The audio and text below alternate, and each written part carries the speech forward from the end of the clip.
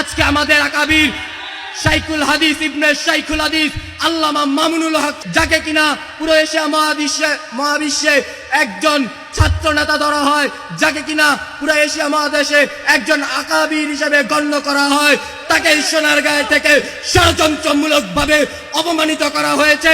কোথায় তোমরা? আজ আসো, দেখো সে বীরের বেশে সোনারগাঁও আসতেছে, বীরের বেশে পদার্পণ করতেছে। তোমরা আসো, দেখি তোমরা আবার কত ষড়যন্ত্র করতে পারো। আসসালামু আলাইকুম ওয়া রাহমাতুল্লাহ, নাহমাদুহু ওয়া নুসাল্লি আলা রাসূলিহিল কারীম, আম্মা বাদ।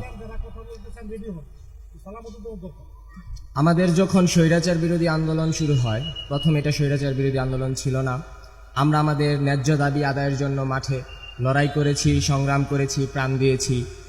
তদ্রূপ যখন স্বৈরাচার সে তার গদি নিয়ে এতটাই ব্যস্ত হয়ে গিয়েছিল যে সে সাধারণ জনতার যেই জন্য সে তার মসনদে বসেছে, সে তার মসনদকে টিকিয়ে রাখার জন্য আপনি আমি আমাদের মতন সাধারণ জনতার কথা একবারও ভাবিনি।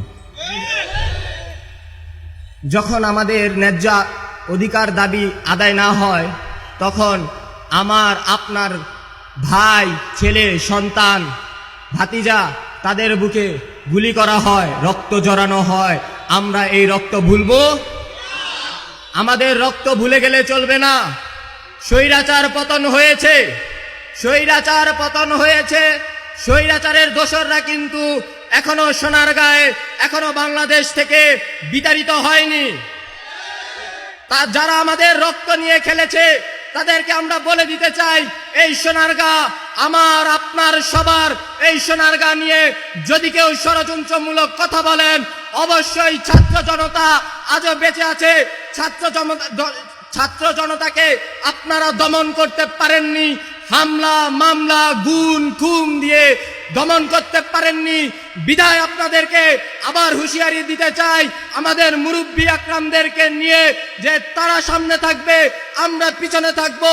তারা নির্দেশ দিবে, আমরা নির্দেশ পালন করব, কিন্তু সোনারগাঁয়ে কোনো ষড়যন্ত্র করতে দেওয়া হবে না।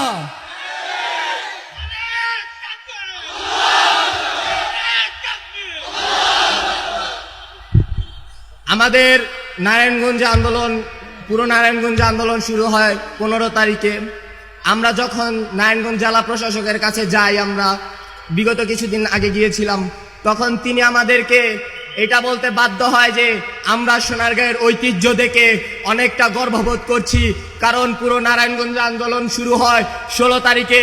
কিন্তু আমরা সোনারগাঁ থেকে খবর পেয়েছি কিছু সংখ্যক ছেলে পেলে সোনারগাঁয়ে 16 তারিখে এক মহাবিপ্লব গড়ে তোলে। তো আমরা বলতে চাই যে বেশি মানুষ লাগে না, দাম্ভিকতা, সাহসিকতা, অন্যায়ের বিরুদ্ধে রুখে দাঁড়ানোর জন্য কিছু মানুষ হলেই চলে।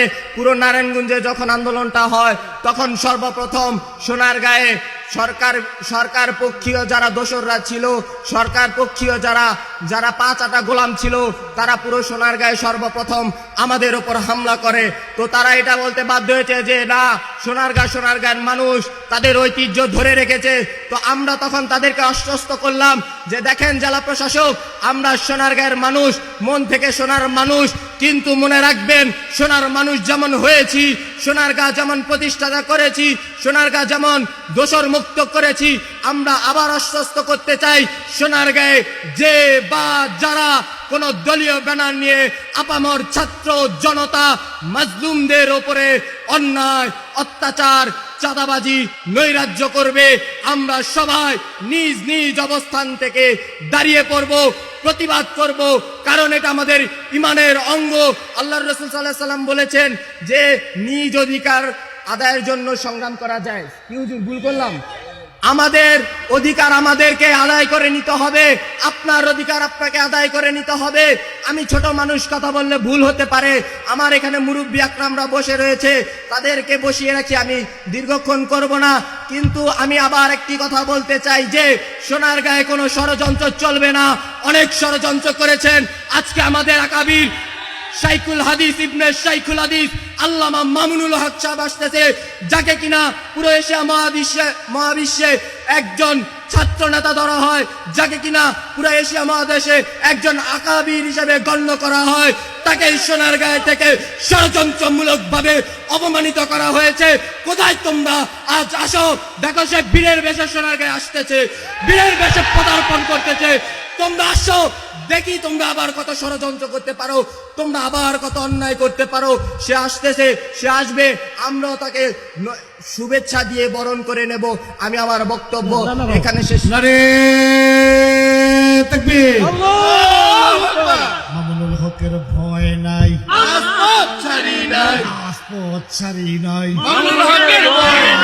তাকবীর। মামুনুল হক এগিয়ে চলো, আমরা আছি তোমার সাথে। বক্তব্য বাকি আছে, এরপরও কোনো ছাত্র জনতা থাকলে বক্তব্য দেওয়ার জন্য আমাদের তরফ থেকে স্বাগত। কেউ থাকলে শেষ করছি। আমি আপনাদেরকে আবারও বলতে চাই, আমি এখানে কোনো বক্তব্য দিতে আসিনি, কিন্তু আমি একজন ছাত্র, আমি একজন ইলমের অধিকারী হিসেবে আপনাদেরকে আবারও বলতে চাইছি যে আমাদের বাংলাদেশ নিয়ে কিন্তু আবারও ষড়যন্ত্র হচ্ছে। একটি কথা মনে রাখবেন যে স্বাধীনতা অর্জনের চেয়ে কিন্তু স্বাধীনতা রক্ষা অনেকটা বড় গুরুত্বপূর্ণ দায়িত্ব। আমি আবার আপনাদেরকে বলতে চাই, আপনারা ঐক্যের হাত ধরবেন কখন? যখন কিনা দেখবেন সোনারগাঁও বাংলাদেশ নিয়ে ষড়যন্ত্র হচ্ছে, তখন আপনারা স্লোগান তুলবেন, আমরাই লড়বো, আমরাই লড়বো, আমরাই লড়বো। বাংলাদেশ ভয় নাই, বাংলাদেশ ভয় নাই, সোনারগাঁও ভয় নাই। আমি আমার বক্তব্য এখানে রেখে সবার কাছে ক্ষমা সুন্দর দৃষ্টি আকর্ষণ করছি। যদি কোনো ভুল ভ্রান্তি হয়ে যায়, আমাকে আপনার ছেলে, আমাকে আপনার ভাই, আমাকে আপনার নাতি, আমাকে আপনার ভাতিজা হিসেবে ক্ষমা সুন্দর দৃষ্টি করবেন। এবং আমি বিনীতভাবে আবার ক্ষমা চাচ্ছি যে আমি আমার মুরব্বীদের বসিয়ে রেখে এখানে অযোগ্য নগণ্য আমি একজন কথা বলছি। আমি ক্ষমা প্রার্থী এবং আমি আপনাদের থেকে বিদায় নিচ্ছি। আসসালামু আলাইকুম রহমতুল্লাহ।